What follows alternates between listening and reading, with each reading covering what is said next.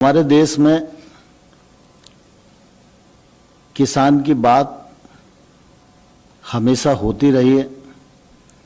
अन्नदाता कहकर हम पुकारते रहें और जो संभव समय समय पर निवेश हुआ वह निवेश भी किया जाता रहा है। लेकिन इसके बावजूद भी हमेशा ये बात ध्यान में आती है कि किसान की माली हालत ठीक नहीं है। उसके अनेक कारण हैं। किसान परिश्रम करता है, पूंजी लगाता है, लेकिन समय समय पर उसको प्राकृतिक प्रकोप का भी भागीदार बनना पड़ता है। यदि फसल बीमा के माध्यम से उसके नुकसान की भरपाई की जाती है, लेकिन हम सब जानते हैं कि जितना नुकसान होता है सामान्य तौर पर वो कवर नहीं हो पाता।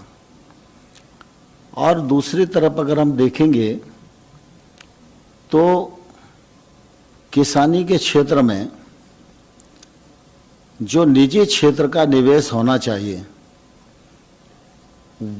उस दिशा में हमारा देश प्रवृत्त नहीं हो पाता।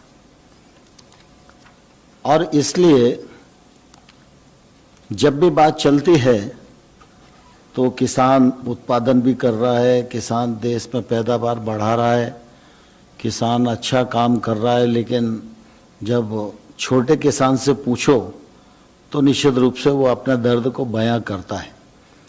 हमारे देश का जो कुल किसानी का क्षेत्रफल है और किसानों की संख्या अनुमानित 14 करोड़ के आसपास है, इसमें 85% किसान छोटा और मझोला है। तो बड़ा किसान तो सब प्रकार के साधन अपने आसपास इकट्ठा करने में सफल हो पाता है, लेकिन जो छोटा किसान है उसको अपने उत्पादन का उचित मूल्य नहीं मिल पाता और इस वजह से उसको समय समय पर परेशानियों का लगातार सामना करना पड़ता है। प्रधानमंत्री जी का अपना अनुभव, उनका निर्णय करने का साहस, दूरदृष्टि और इसके परिणाम स्वरूप अगर हम देखेंगे तो पिछले दिनों में अनेक ऐसे कार्य किए गए जिससे किसान को सुविधा बढ़े। 17-18 में अगर हम देखेंगे तो कृषि विभाग का बजट 41,850 करोड़ रुपए का होता था। आज यह बजट बढ़कर 1,35,000 करोड़ का है।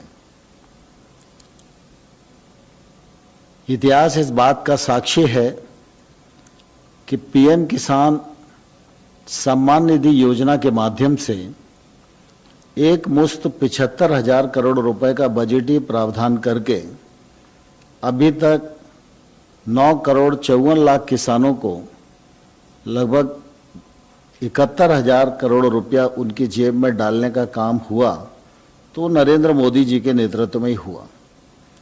ये इतना बड़ा सरकार का निवेश एक मुश्त आज तक कृषि के इतिहास में कभी नहीं हुआ।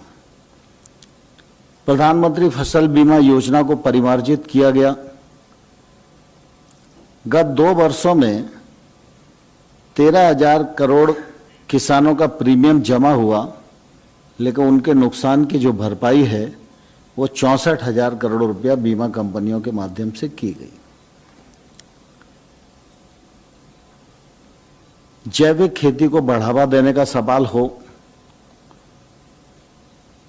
या खेती को टेक्नोलॉजी से जोड़ने का सवाल हो,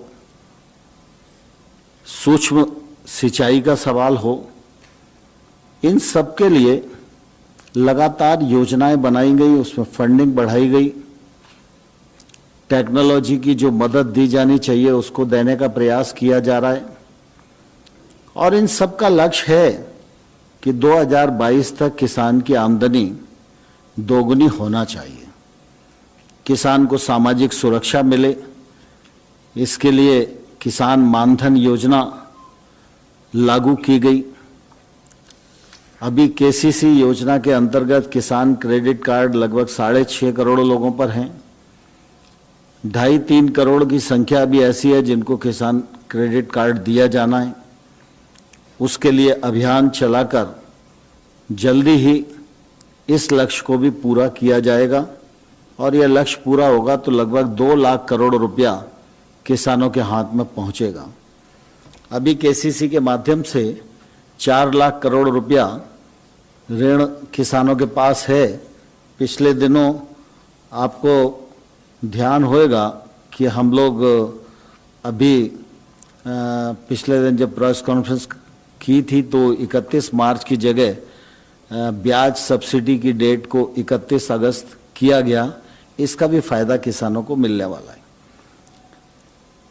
एफपीओ बने, कंपनी एक्ट में बने, कोऑपरेटिव एक्ट में बने, लेकिन समूह खेती शुरू हो जिससे किसान की क्रय करने की भी क्षमता बढ़े, उत्पादन करने की क्षमता भी बढ़े, लागत भी उसकी कम आए और वो अपने खेत में उत्पादकता बढ़ाने में भी सफल हो सके और सामूहिक रूप से वो अपने उत्पाद का विपणन कर सके। इसके लिए 10,000 नए एफपीओ बनाने का कार्यक्रम प्रारंभ किया है। इस पर लगभग 6,866 करोड़ रुपए का खर्च आएगा। यह भी एक तौर से सरकार की तरफ से खेती के क्षेत्र में एक बड़ा निवेश है। गत वर्ष फर्टिलाइजर सब्सिडी के रूप में 80,000 करोड़ रुपए का निवेश किया गया है। अभी पिछले दिनों जब पैकेज की घोषणा हुई तो कृषि अवसंरचना के लिए 1 लाख करोड़ रुपए का प्रावधान किया गया। कृषि से जो संबंधित काम हैं, चाहे वो पशुपालन हो, मछली पालन हो, हर्बल खेती हो, मधुमक्खी पालन हो, इन सब के लिए भी प्रावधान किया गया और इसका निश्चित रूप से आने वाले कल में खेती के क्षेत्र को फायदा होने वाला है। अभी अल्पावधि ऋण कृषकों के पास 8 लाख करोड़ का है। यह आने वाले वर्ष में 15 लाख करोड़ होएगा। इस बात का भी प्रबंध किया गया है। नाबार्ड कृषि के क्षेत्र में 90,000 करोड़ रुपया प्रतिवर्ष निवेश करता था, लेकिन कोविड संकट को देखते हुए इस बार वह 30,000 करोड़ अतिरिक्त खर्च करेगा। यह भी सरकार ने सुनिश्चित किया। स्वामीनाथन साहब की रिकमेंडेशन को माना जाए, ये मांग लंबे समय तक किसानों की रही, लेकिन मोदी जी ने आने के बाद एमएसपी